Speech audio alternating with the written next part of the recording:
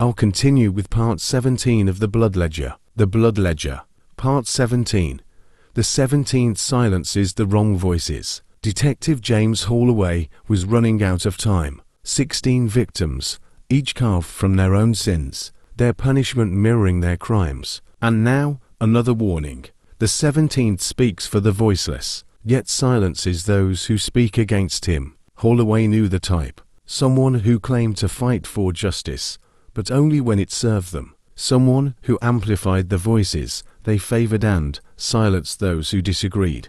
And in this city, there was only one man who fit that profile perfectly. Graham Vexley, the man with the loudest voice. Vexley was a celebrated activist, a journalist who claimed to fight for the powerless. He had built an empire on exposing corruption, tearing down monsters in suits and ties. But there was another side to him, one that few dared to speak about. Those who challenged him even with facts disappeared from public life. Careers ruined, reputations shattered overnight, not because of truth but because of control. Vexley had used his platform not to speak for the voiceless, but to silence those he deemed unworthy, and someone had decided to silence him next. The interview from hell. Holloway arrived at Vexley's high-rise office at 2:17 a.m. The lights were on, the recording equipment was running, and Vexley was still in his chair, his mouth stitched shut with steel wire.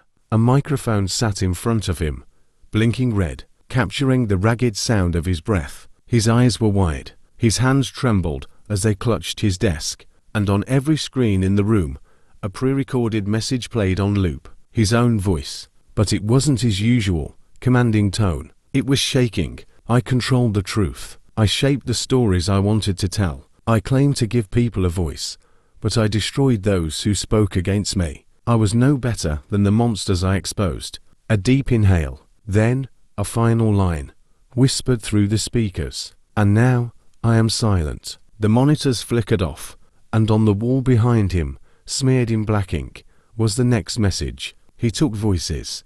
Now he has none. The next target. On the desk, another parchment note waited. Karma. Holloway's stomach clenched as he read it. 17 debts settled. The 18th feeds the hungry, yet lets others starve. Holloway's breath caught. This was getting closer. Closer to the people who wore the mask of goodness but let others suffer. Closer to the truth. Closer to who was really behind this. And he only had one night to stop the next kill. To be continued. Would you like me to continue with part 18?